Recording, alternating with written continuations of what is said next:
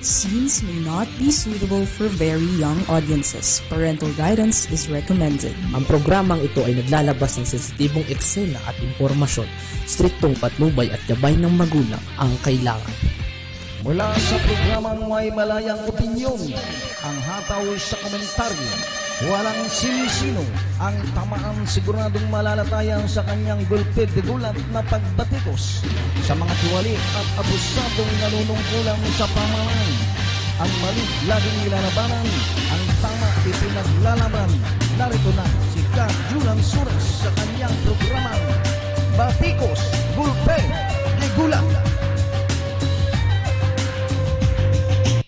Okay, alright. Isang magandang hapon, Pilipinas, Luzon, Visayas, sa Mindanao, mga katoto, mga katota. Ito po yung kabayan. Shoutout ka Junang Sures sa programang Gulpid de Gulat. Dito po sa Kakampi Online. Ako, maganda-ganda yung ating pag-uusapan, no? Pero bago tayo magsimula, no, isang magandang hapon muna sa assist sa atin dyan sa studio, dyan sa Kakampi. Yan, kay RB, gayon din, no? Kay Ma'am Pe Pineda Nicodemus. Ayan, yung aming magandang spokesperson ng Kakampi. Ako, ano na ngayon? O September, no? Ilang tulog na lang? September, October, November, December. Andiyan na sa Jose Marichan, nakakanta ng Pasko na. Merry Christmas. Pero bago ang Merry Christmas, marami pang mauna na mga masasalimut na mga ikangay mangyayari, no? Mangyayari sa ating paligid-ligid ng linga. Ayan, shout out mga kababayan. Una, bago po magpasko, mauna muna yung barangay at SK eleksyon. Nako, mulan, sana wag magloloko yung internet namin, malakas-lakas ng ulan. So, after nung barangay at SK eleksyon, undas na. Ayan, araw ng mga kaluluwa. And then, susunod sa undas, Pasko. Pasko na, Sintako. Pero bago magpasko, Sintako, meron muna, simbang gabi. Ha? Yun yung mga inaasahan at pinagkakaabalahan ngayon. Pero bago tayo magsimula, mga katoto, mga katotas, tayo muna'y mananawagan sa mga kaibigan ni paring Jun Cabanyog, no? Yung may-ari po, yung ikangay negosyante ng J&J Motorcycle Parts na matatagpuan diyan po sa Almansa 1, no? Las Piñas City. O kanyang cellphone na hack, no? Tapos po meron po siyang may gumagamit sa kanyang pangalan kasi nangihingi ng pera. Sos Mariones, parang June pa manghihingi ng pera. Super rich yan, no? Super yayamanin yan para manghihingi ng pera. Pero ganun pa man, no, marami, may nabudol din, may nabiktima rin na nangihingi ng nadali yan, 2,000 daw yung isang kaibigan nila. Nakuha na ng 2,000, kaya kung may gagamit po sa pangalan ng Jun Cabanyog o Jun Ignacio Cabanyog, huwag niyong i-entertainin. No? Huwag niyong papansipin kasi budol yan. Una, pag nanghingi ng pera, never hong manghingi ng pera yun. No? Nagmimigay ng pera yun, hindi nanghihingi ng pera. No? Kaya para sa mga kaalaman po, ng kaibigan natin, yung pare ko, si paring Jun Cabanyog, kapag may gagamit sa kanyang pangalan, gamit sa kanyang Facebook o social media account niya, huwag niyong paniniwalaan lalo na kung pagdating sa pera. No? Kaya po, kung ano ba, ipapulis nyo. I-verify nyo. Tawagan niyo mismo si Mr. Jun Cabanyog kung talagang siya yung nanghingi ng pera para ikangay makapag-ingat, no? Mabuti na po yung nag-iingat kaysa naluloko, natutulungis. Marami po niyan ngayon, sa panahon ngayon, no? Pinapractice ng mga masasamang loob ng isa manggulang, manloko. Ayan, no? Kaya panawagan po natin. Uso ngayon yung mga hacker. Kaya ako po, never po ako magbibigay ng pera. Lalo na una, wala ako ibibigay ng pera. At lalong hindi ako manghingi ng pera. Hindi ba? Yun po yung natin, practice natin. Ingat, ingat, ingat, ingat. No? Ngayon mga kababayan, pag-usapan natin. Kahapon kasi, andyan po tayo sa DWAD. No? May programa kami ni Paring June, no? Ni Raymond Benaventura, ni Engineer Medina, Dr. Alarm Villanueva, at ang inyong lingkod, at siyempre po, no, mga kababayan, naging topic namin yung po barangay SK election. No? Kasi mga kababayan, ito po yan yan po yung mga pinag-uusapan ngayon. No? Maganda yung naging topic natin kahapon. Pero bago tayo pumunta sa mga issue, ito meron po tayo mga babala. Yung mga pinagbabawal po ng Commission on Election, mas maganda po sundin. Kasi okay sana kung mag-disqualified ka lang. No? Kasi meron pong mga tinatawag ng premature campaigning. Meron kasing date yan kung kailan kayo lang pwede mangampanya. Kung pwede kayong bumate, tumaway, ang daming ngayong mga restriction. No? Yung mga dating ginagawa nyo, hindi nyo magagawa. Maliban na lang kung talagang kaugalian nyo na yung palabati kayo ng araw. Tapos biglang-bigla ngayon, hindi kayo palabati ng araw, tapos bigla kang babate. Dati hindi ka nagpapainom, bigla ka nagpapainom. Dati hindi ka nagpapakain, ngayon bigla ka nagpapakain. Dati hindi ka nagbibigay, ngayon magbibigay ka. Ayun. Meron pong mga restriction pong ipinatutupad ang Commission ng Election. No? Bawal kapag kayo nareklamo. Okay lang kung disqualified, di ba? May kulong Kapag nakulong ka, 6 na taon, Sus Mariones, at aalisan ka na ng karapatan na bumoto at iboto. Bigat, no? Tapos po, yung mga paninigay, yung mga pang-giveaway, no? Mukhang bawal na rin po dahil kinukonsidera raw po ng Commission ng Eleksyon ang naturang ikangay pagbibigay, yung pang-giveaway, yung pagbibigay ng mugs, pamimigay ng abaniko, yung pamaypay, pamimigay ng sombrero o cap, bowler, ballpen, etc. Basta naggaling po sa kandidato, bawal daw po yun. No? Sana all no? Kasi kultura na yata po ng mga kandidato yun. No? Kapag halimbawa pong may namimigay, di ba? Isang nakasakay din sa sa karosa, di ba? Naghahagis ng mga bowler, naghahagis ng sombrero, naghahagis ng t-shirt. Kung ano pwede nilang ihagis, kung pwede nga lang silang tumalon, sila na rin yung ihahagis nila yung sarili nila. No? Pero wala po tayong nalaman na dinisqualified ng Comelec at lalong wala tayong naalalang nakulong. Di ba? Matindi yung pagbabawal. Pero ang tanong, mga kababayan, nagaganap ba? Nangyayari ba? May napaparusahan ba? Baka puro lang tayo wento. Wala namang wenta. Di ba? Puro tayo sa chat. Kulang naman sa gawa. Kasi nung nakaraang eleksyon, di ba? Harap-harapan yung bigaya ng pera. May nakukunan pa nga ng litrato. Di ba? Namimigay ng pera. O ano pa ginagawa sa isa't event, nandun. May mga sasakyan na hinakot. Di ba? Kita na Pero ang tanong mga kababayan, anong ginawa ng Commission ng Eleksyon? Di ba? Useless, di ba? Lawa. Kaya titingnan natin kung talagang mahigpit lamang sila rito sa eleksyon ng barangay at SK. No? Kumbaga sa namamalahibo. Namimili. Sana kung gagawin ng Comelec yung pagbabawal, talagang bawal. Hindi yung puro bangka, puro sangay puro babala, ano pa, puro wento, di ba? Pasensya na po, bayan, ha? Talaga naman pong parang ganyan na lamang po yung nakikita natin. Bawal kuno, pero nangyayari. O, gaya po ngayon, sinasabi ngayong premature campaign, o, premature campaigning, umikot ka sa ibang barangay, nakikita mo yung mukha ng chairman, andun. Kasi katwiran, incumbent daw sila.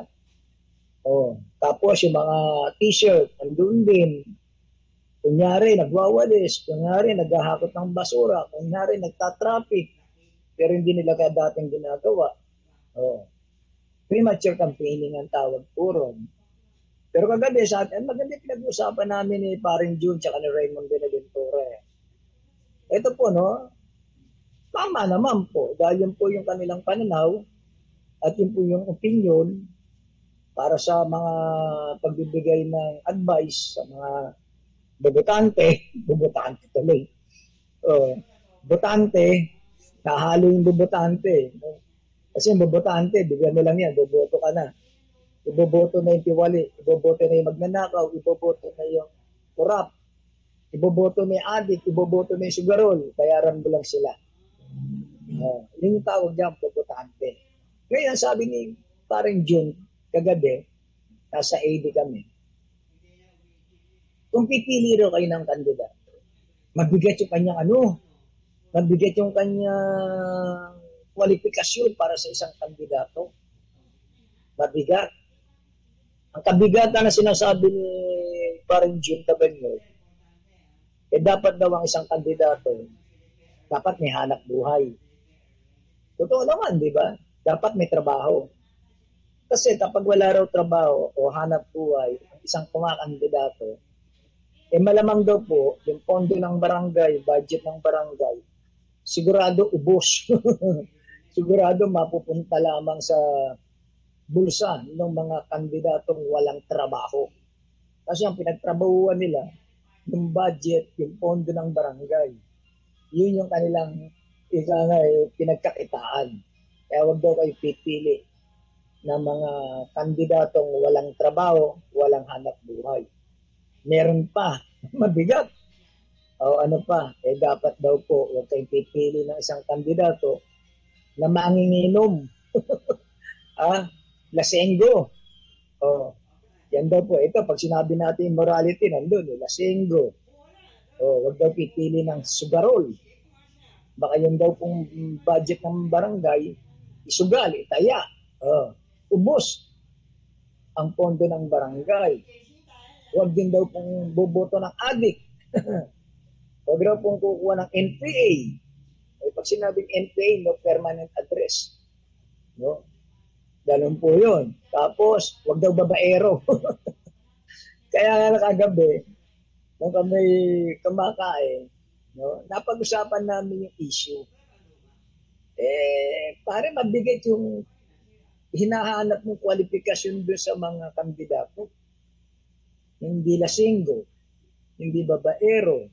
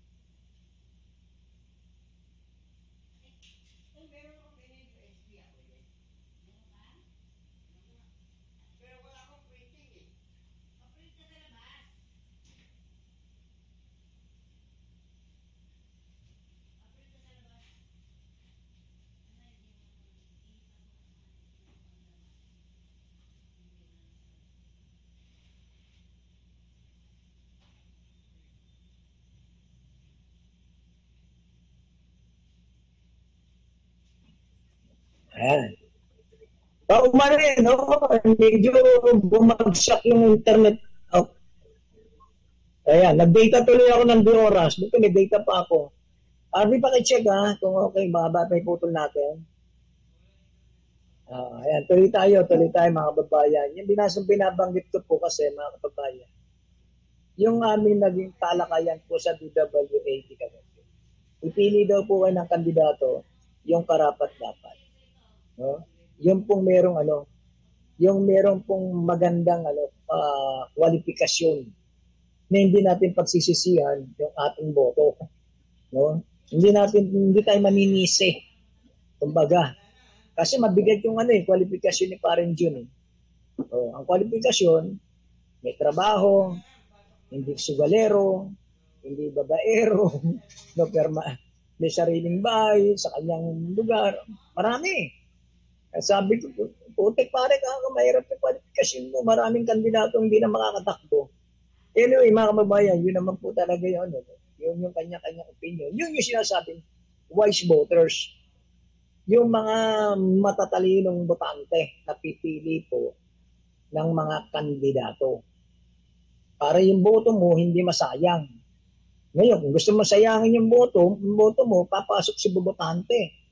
Ibebenta mo yung boto mo. Kasi hoda ka, kung iboboto mo, magnanakaw, kasi hoda ka. Kung iboboto mo, kasi hoda ka, pasensya ka. Kung iboboto mo, sugalero, iboboto mo, sinasabi nga, gagawa lang ng kawalang niyaan sa barangay. Dahil binenta mo yung boto mo, yun ang klase ng iboboto mo. No, ngayon po ba yan, sa totoo lang? Yung iba gumagapang na, iba nagpapakain na, iba namimili na ng boto. Di ba? Ako naniniwala yung mga taong gumagastos po sa barangay, yung namimili, tapos yung mga nagbibigay ng kung ano-ano, yan po yung mga kandidatong takot matalo. No? Takot silang matalo dahil bumibili sila ng boto Binabayaran nila yung bumoto sa kanila. Yan yung mga taong hindi dapat iboto. No? Yung bibilin mo yung karangalan ng tao. Bilhin ko yung karangalan mo, 200. Binoto mo na siya. Bilhin ko yung karangalan mo, yung boto mo, 500, 1,000. Ayun. Napakalit ng tingin sa iyo ng kandidatong yun. Kasi yung botante, kaya niyan tapatan ng pera. Sana wag ganun. Sana matuto tayong bumoto. Gaya ngayon, marami pong nagsisisi. Sa konting pera, ipinagpalit ang boto. Tignan niyo po nangyayari sa ating bansa ngayon.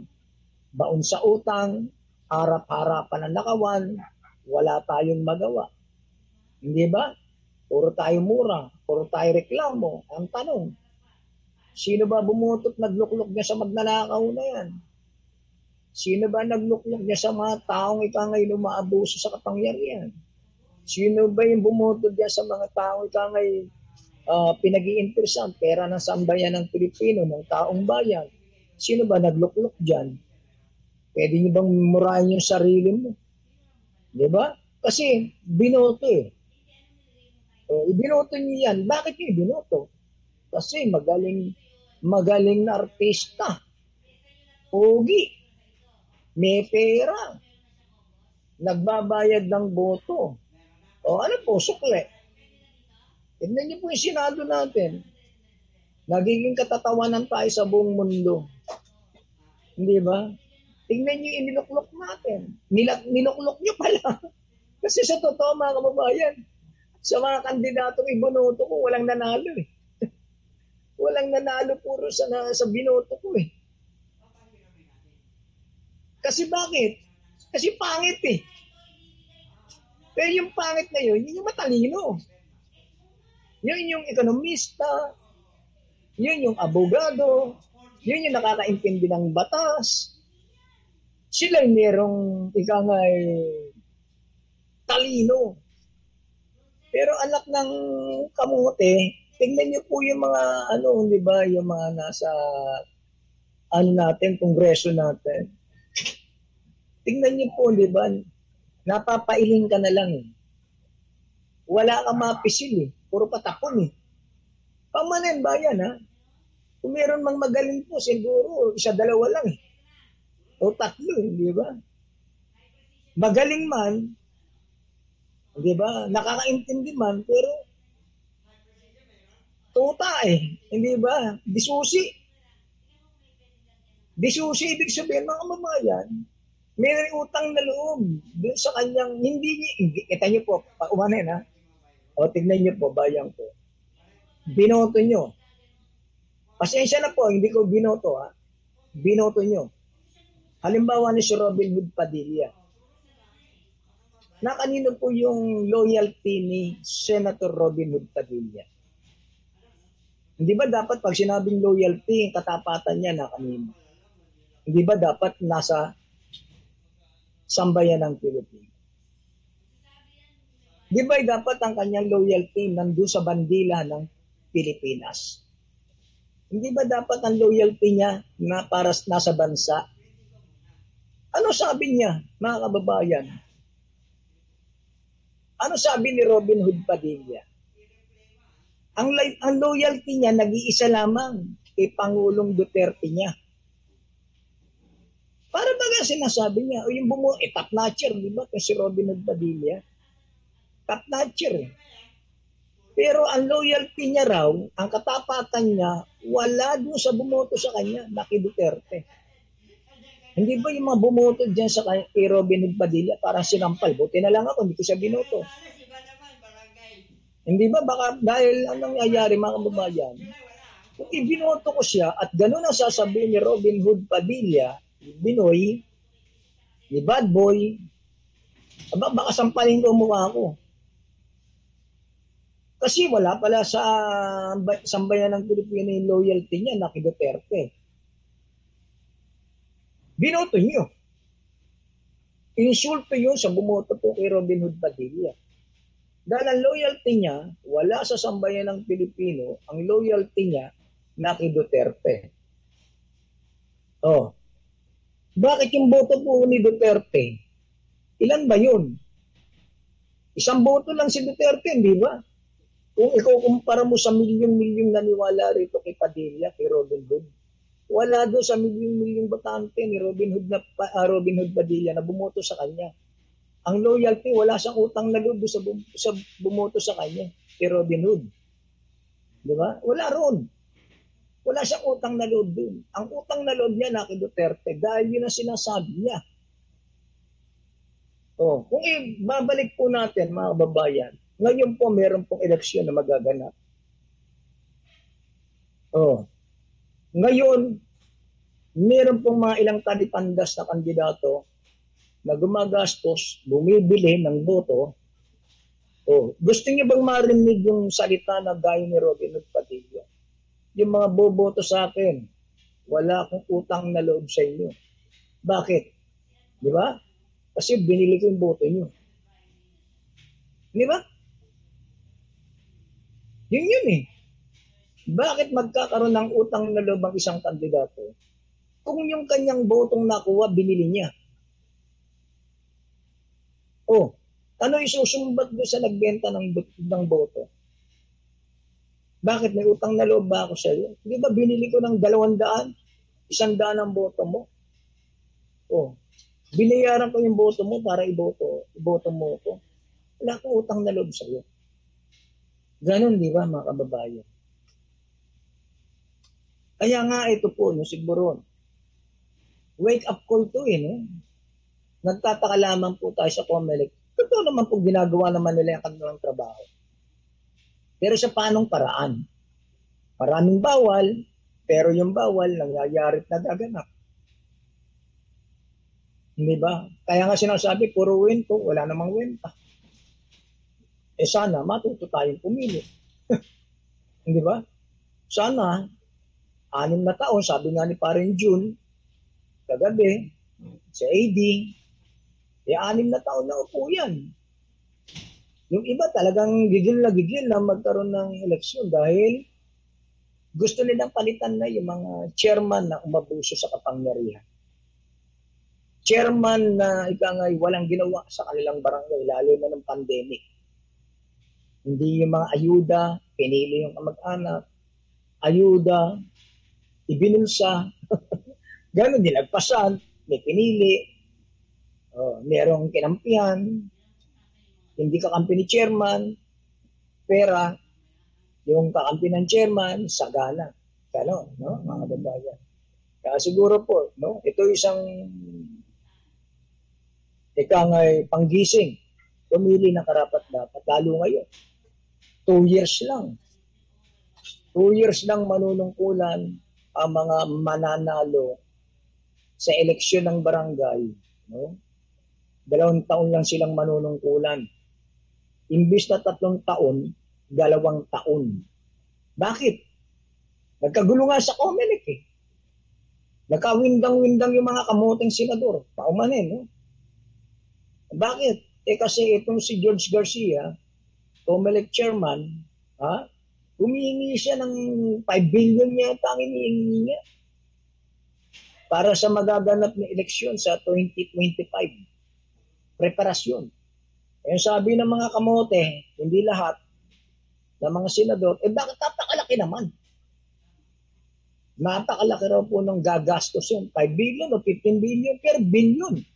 Kaya nga po nanlaki ulo ng itong mga senador gaya ni Amy Marcos, nila Jingo Estrada, nila Revilla, sino pa ba? Majority ng mga senador nalalakihan. Kaya ang sagot ni George Garcia ng COMELEC, dalawang eleksyon po magaganap sa 2025 eh. Isang local national, kapag sinabing local national, ando ng mayor, ando ng congressman, ando ng konsyal, ando ng gobernador, ando yung 12 senador na matatapos ng 6 na taon na kanyang lang panunungkulan, tatakbo silang another na 6 years. Kaya yun po, local and national election.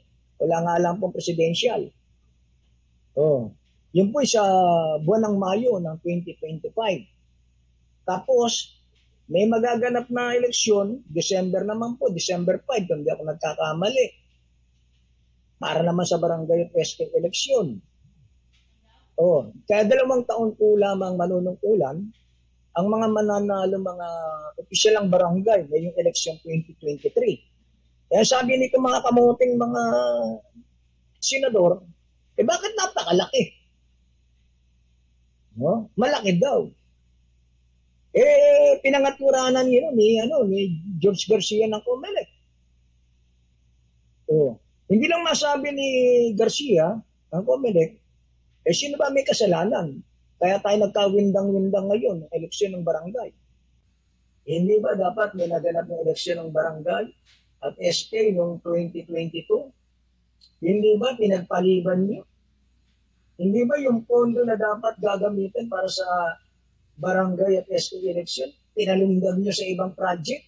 Dahil sinasabi nyo may pandemic, ginastos sa kung saan-saan, kung saan-saan pa. Ngayon, magre-reklamo kayo. Parang gano'n na dating, di ba? Ngayon, magre-reklamo kayo. Na tama naman.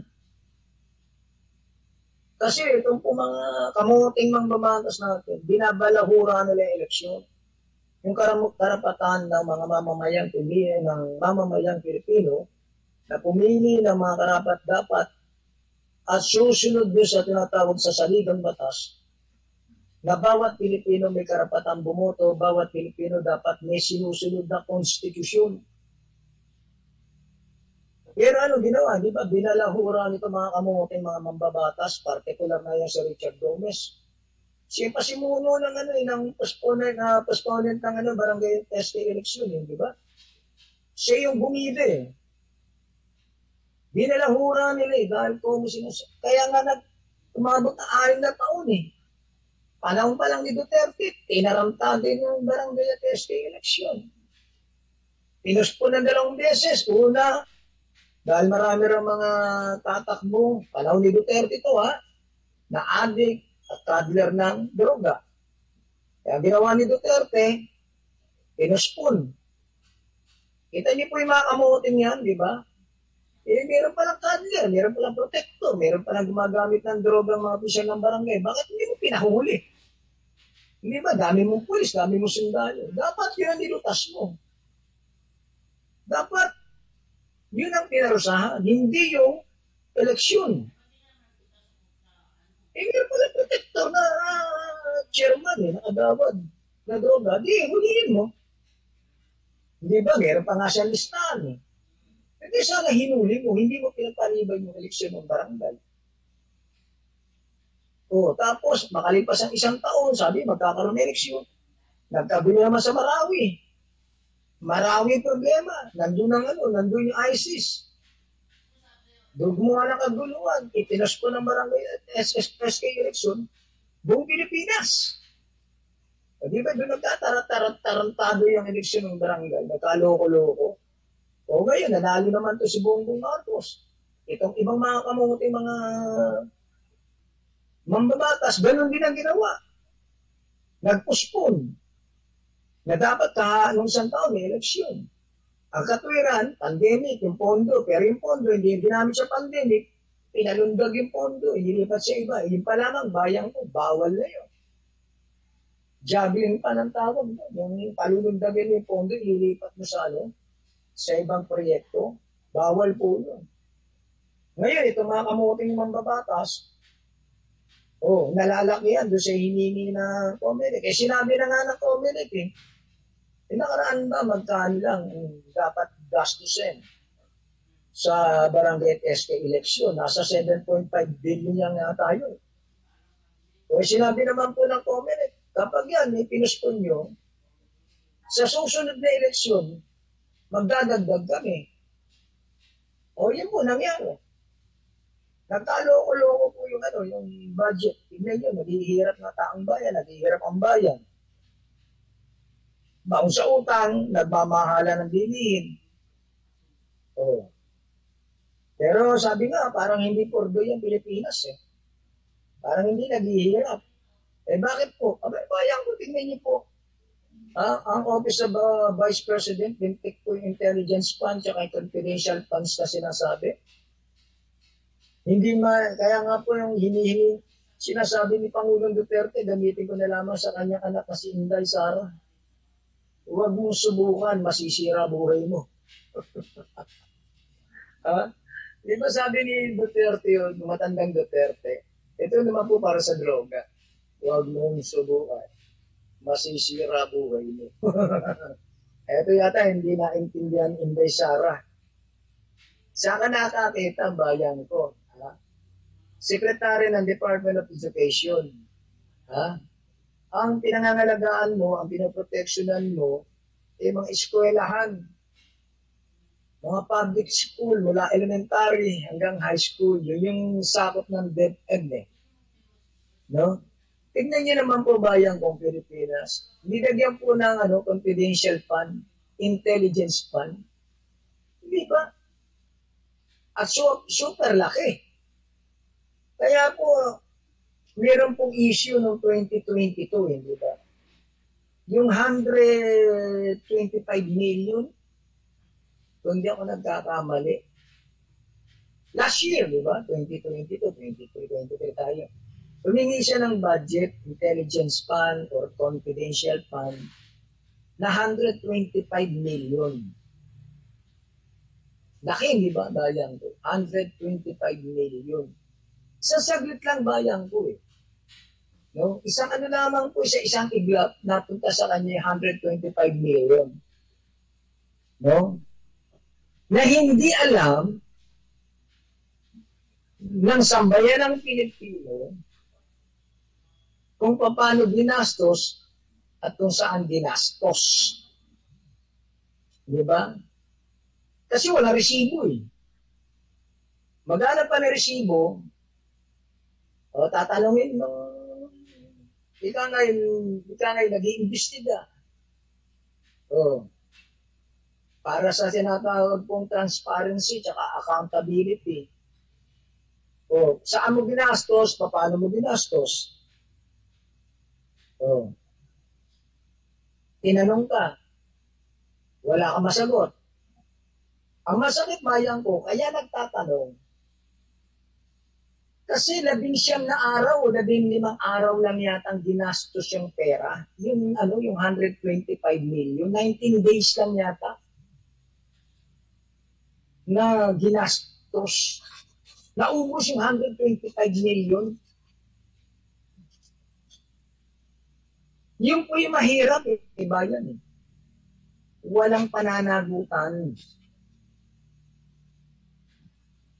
No? Walang iimbestigahan. Dahil ang sinasabi po, bayan ko, yung pera sinasabi, inilagay mo sa confidential funds or intelligence funds, mga kababayan, hindi raw po resibo ang dapat mong hanapin. Ang dapat mong hanapin dyan, yung konsensya. Naintindihan natin? Konsensya. Halimbawa po, ang inyong lingkod, humingi ng 125 million na confidential fund. Ako sa gobyerno, ako yung Secretary of Department of Education, ako si Inday Sara. Hindi mo ko pwedeng tanungin kung saan ko ginastos. Kaya nga hindi masagot po ni Sara Duterte yan eh. Nung tinatanong siya ni Senator Risa Hontiveros, tsaka ng mga kabayan party list na si Representative Castro, kung ako nagkakamali. Hindi niya masagot eh. Ipinapasa niya sa kanyang secretary, undersecretary. Wala siyang masabi. Kasi nga bayan ko, kaya po confidential yung intelligence fund, hindi mo pwedeng sabihin. Yun ang pinangahawakan. Hindi mo pwedeng sabihin kung paano mo ginastos, kung saan mo ginastos. Kung maghanap ka ng resibo, walang resibo. Walang katibayan, no? Walang kasulatan, walang pagkakasunduan kung paano mo ginastos at saan mo ginastos. Yun po ang problema, mga kababayan. Kaya yung sinasabing 125 million, parang bulang na wala yan. Sa isang iglap, parang lubong pumutok. Wala. As in, wala. Ngayon, mga kababayan, humihingi na naman po itong si Duterte, si Sara Duterte, ng panibagong confidential fund. Malaki. Nasa something 400 million na kung saan, mga kababayan, malaki. Kaya naungkat po, mga kababayan, paumanento, hindi ako nagkakamali doon sa binibigay kong datos. Malaki.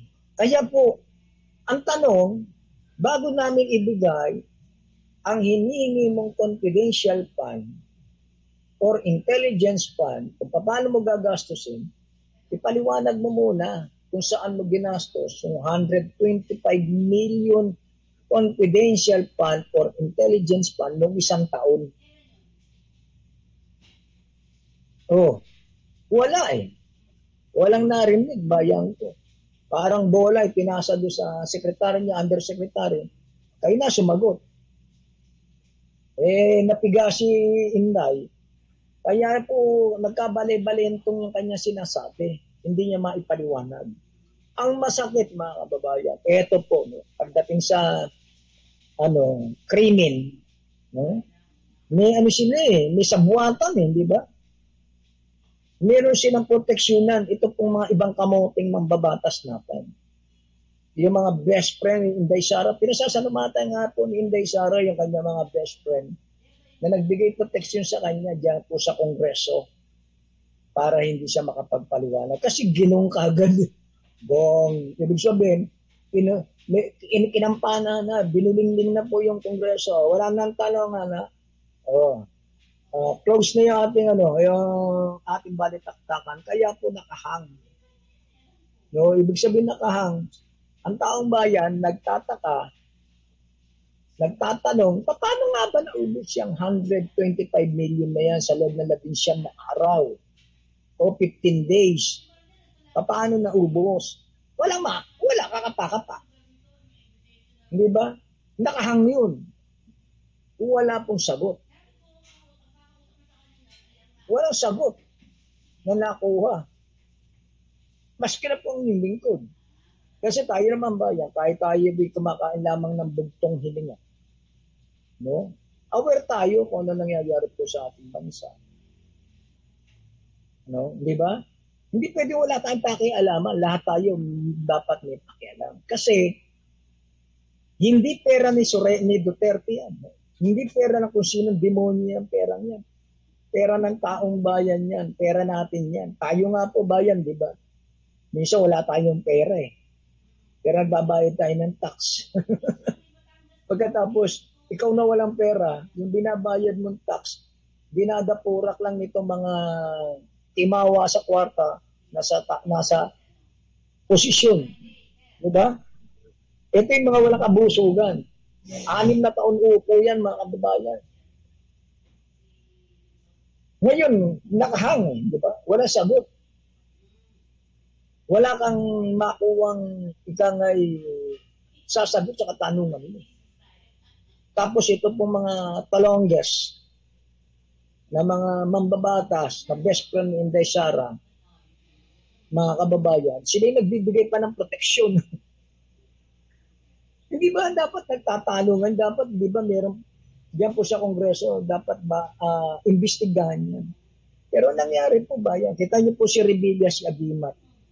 Isa pa ito, mga kababayan. Yung pondong hiningi po, yung budget ibinigay. Ang tawag niya, ang aking mabait na kaibigan, ang aking best friend. Walang best friend po pagdating po sa katotohanan. Hindi ba? Kapag halimbawa po may katiwalian, dapat ipaliwanag. Walang best friend dito. Walang magkumari rito. Walang magkumpare. Dahil dito na ang taong bayan, no?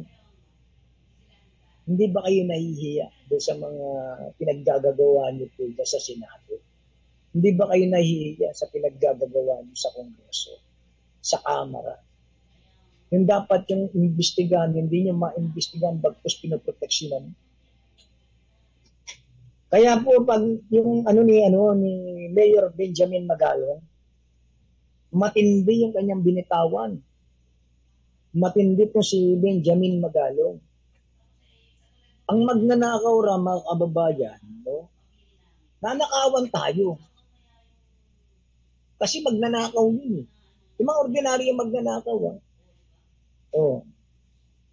Yung mga ordinaryo magnanakaw, nanakawan tayo kasi magnanakaw yun. Talagang magnanakaw. At nagagalit tayo kapag ninanakawan tayo. No? Ganun ang dating.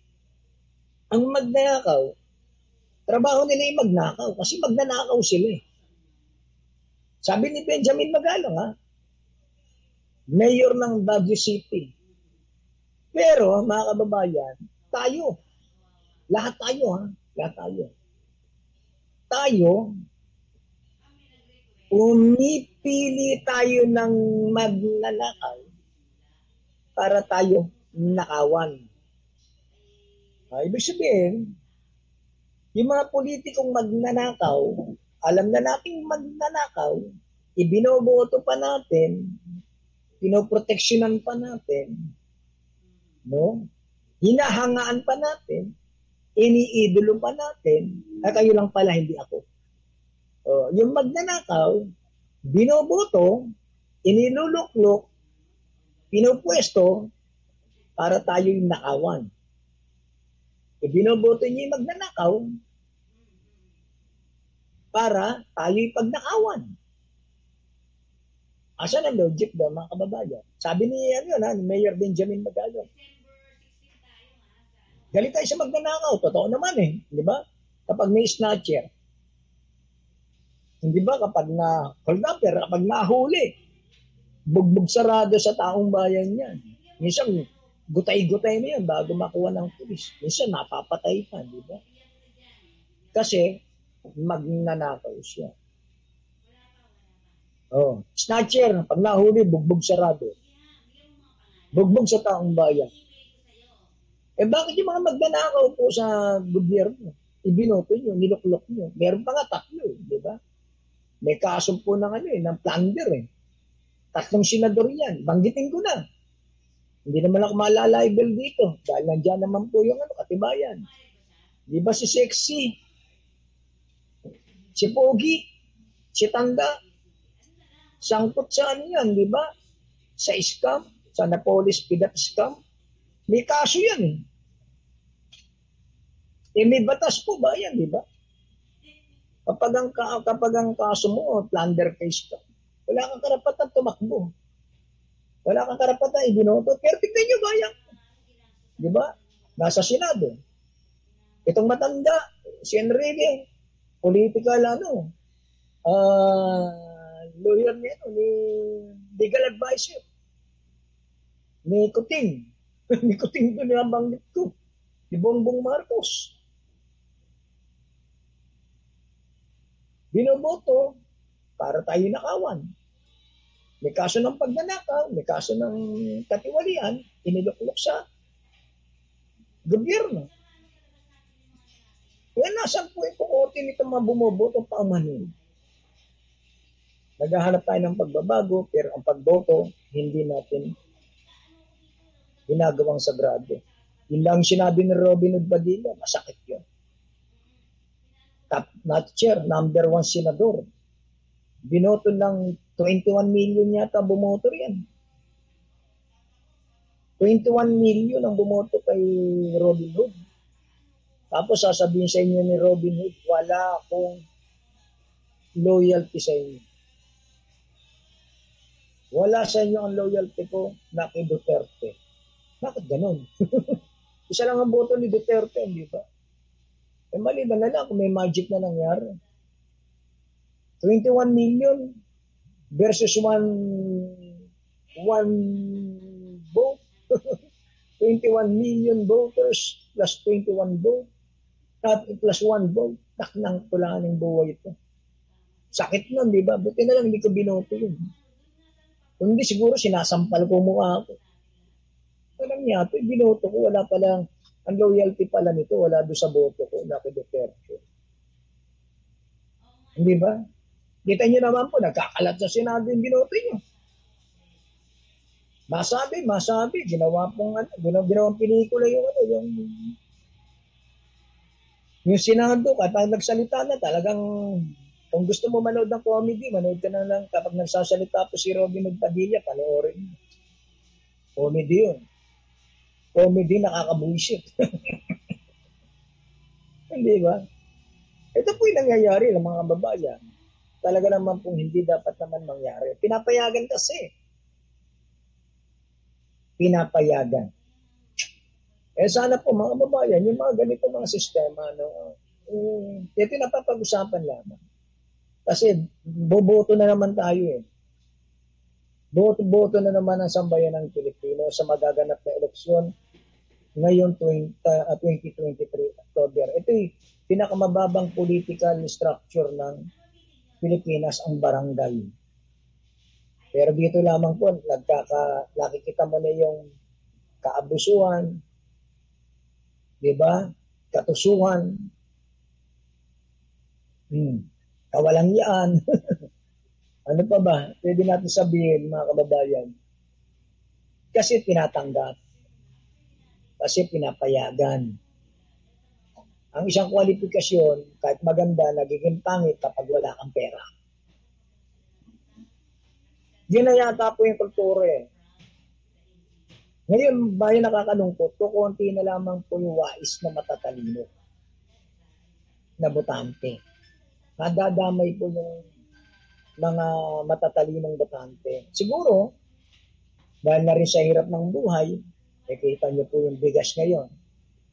Talaga naman pong parang nalulunod sa bigas eh. Nalulunod ka sa mahal. Di ba?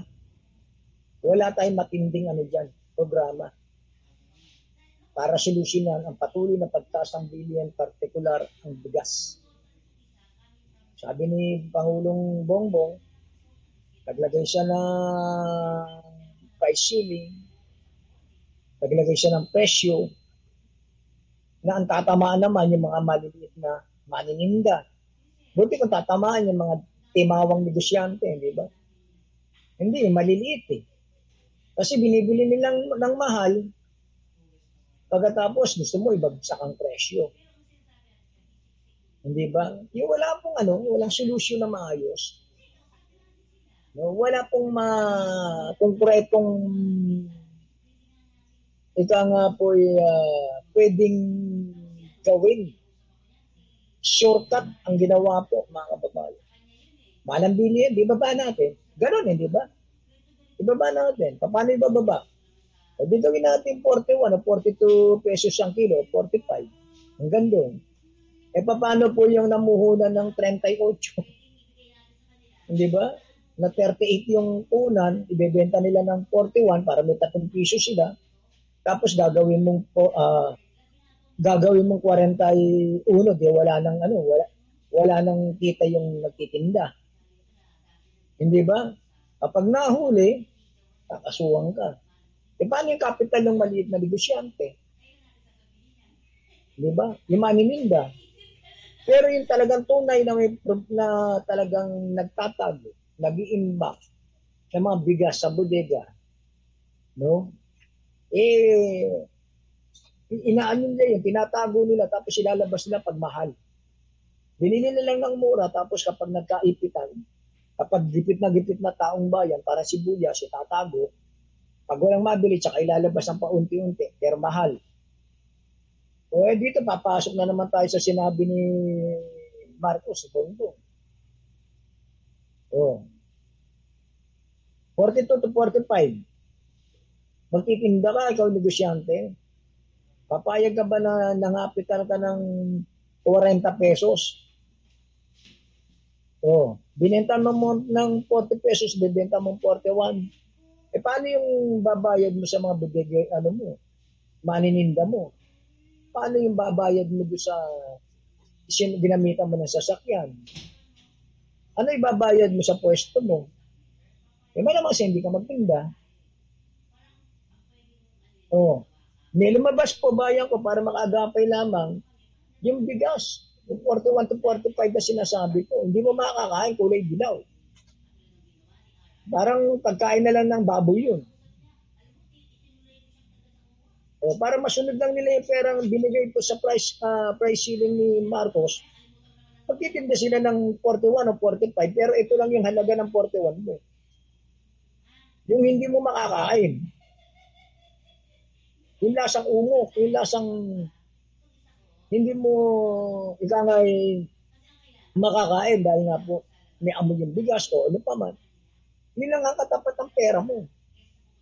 Pero bago dumating yung sinasabing 42 o 45 pesos per kilo, nangako ito si Marcos, di ba? Na ang bigas magiging 20 pesos per kilo. Yan tanong ko, bayan ko, naganap ba? May nabili bang 20 pesos per kilong bigas? Wala, hindi ba? Pumasok na naman tayo sa isang problema. 42 to 45 na bigas. May nabili ba tayo? Meron. Ang problema, makakain mo ba? Yun ang tanong eh. Hindi pa tayo tapos doon, mga kababayan, kumuha ka na naman ng isang problema na napaka-imposible. Yung sobrang traffic daw sa EDSA, lulutasin ni Marcos. Ang dami na po naging presidente po ng Pilipinas. Yung traffic sa EDSA, hindi po na nalutas eh. Ito po para tayo sumusuntok sa buwan. Ito po yung nangyayari sa atin. Hanggat tayo kayang putuin, kaya tayong bulahin, kayang bilugin ang ulo natin, bibilugin yung ulo natin, bubulahin tayo. Yan yung nangyayari po sa ating bayan, nangyayari sa ating bansa.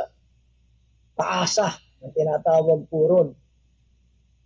Paasa lamang po itong mga nasa gobyerno, itong mga ibinoto nyo. Tama na, no? Ako po sinasabi ko, ibinoto nyo kasi hindi ko po ibinoto. Yung binoto ko, hindi nanalo. Nilalapit lang natin sa katotohanan. Kasi naghahanap po ako pagbabago. Parang sa barangay po yan, naghahanap din ako ng pagbabago. Baka itong eleksyon na ito, pipili akong karapat-dapat. Para hindi ko pagsisiyang yung boto ko. Shout out kay kasamang Edwin Reyes na nanonood po sa atin. makihalo po kayo sa ating tinatalakay ngayon. Pero 2:55 na eh. Meron pa tayo 5 minuto. No? Ito tinatalakay po natin mga kababayan. Masalimuot eh. No? Ito po yung hinaing na sambayan ng Pilipino. Hindi tayo papugi points dito sa programa ng kakampi. Sabihin natin yung katotohanan, yung nararamdaman natin. No? Gaya po yung nangyayari nga po kaguluhan dyan sa West Philippine Sea. Ito mga kamote, balik na naman tayo kay Robin Hood. Anak ng kulaning buhay ito. Di ba? Ngayon ko lang pala nalaman, ang Coast Guard pala walang karapatan sa karagatan. Ano ba ibig sabihin ng Coast Guard? No? Dapat siguro po, malaman muna ni Robin Hood Padilla. No? Ano ba trabaho ng Coast? Ano yung Coast? Tsaka Guard. Yun lamang po, di ba? Ano ba ang Coast tsaka Guard? Di ba? Doon naman pwede mo nang malamang agad, may trabaho pala ang Coast Guard, hindi sa civilian. Pero tagabantay siya ng karagatan. Di ba? Siya nagmamantina ng karagatan. Kung ano nagaganap sa karagatan, Coast Guard yun. Yun yung pong hukbong tawag dito, hukbong karagatan. Ayan. Nakipagtalo pa to sa yung mga eksperto po pagdating sa karagatan. Gaya ni Professor Batong Bakal, isipin mo, ano yun, debatihin mo. Bandang uli, lumabas, kulangot ka pala, hindi ba? Hindi mo naiintindihan yung sinasabi mo. Kaya kapwa mo senador, yun, nilagdag ka eh. Magiging kamote nga naman sila eh. Kamote na nga sila, lalo pa silang magiging kamote kapag itong si Robin Hood Padilla, sinakyan nila. No? Mahirap kasi po yun, bayan eh. No? Kasi kumbaga sa giyera, lalabang ka ng giyera, wala ka armas. Hindi pwedeng armas lang, papogi yan.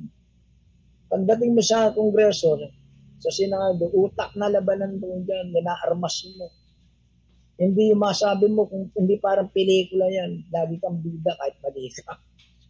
No? Lagi kang tama, kasi bida ka eh. Pero pagdating sa makatotohanan at katwiran, patay kang bata ka. No? Patay kang bata ka, may kalalagyan ka. Nakakahiya. Nakakahiya. Kaya tayo, maasa naman tayo siguro, may bukas pa. May darating, kailan kaya yun? Kailan kaya? Yung bukas na darating. Sana, may pinapapag-usapan.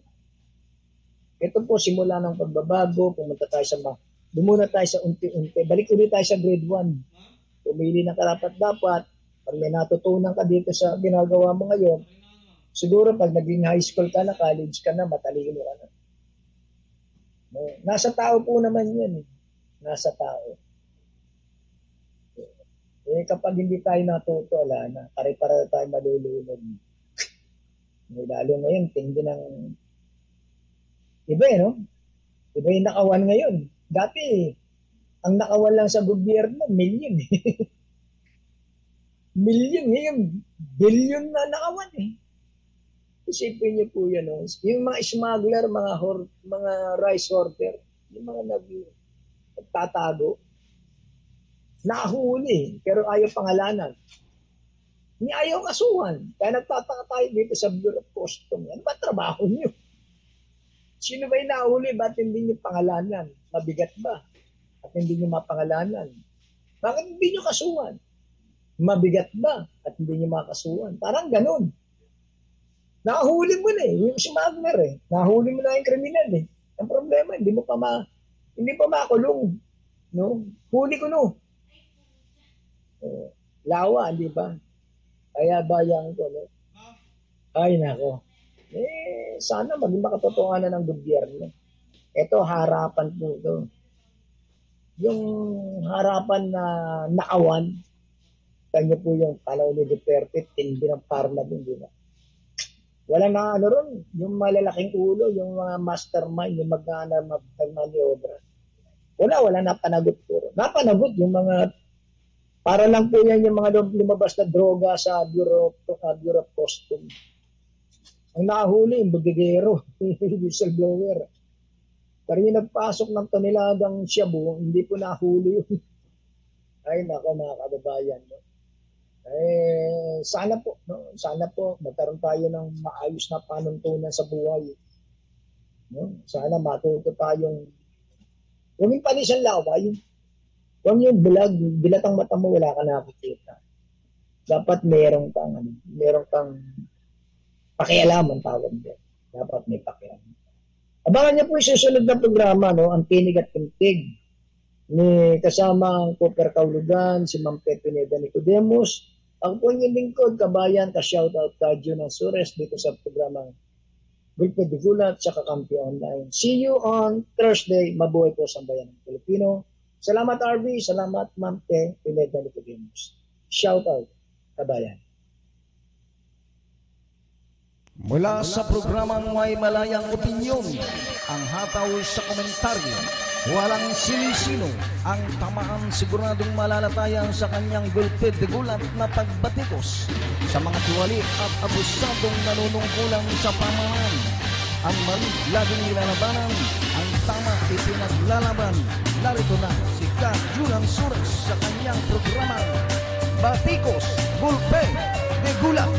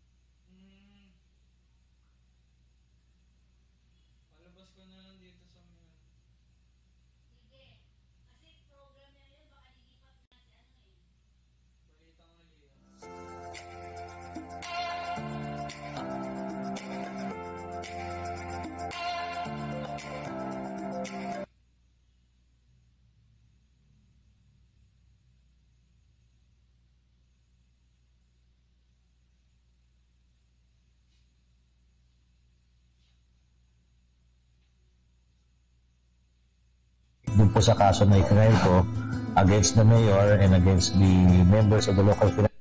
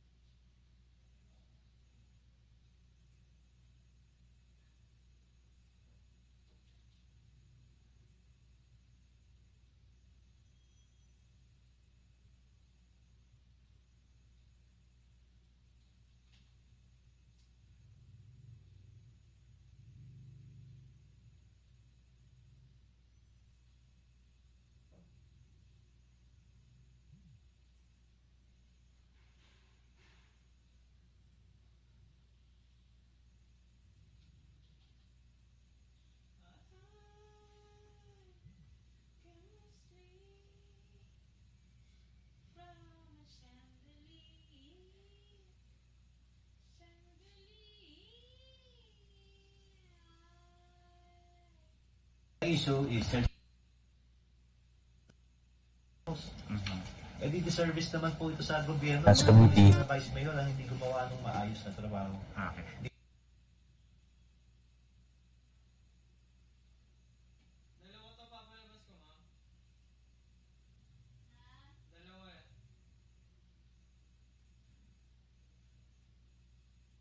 Issue is nagpanawag sila ng special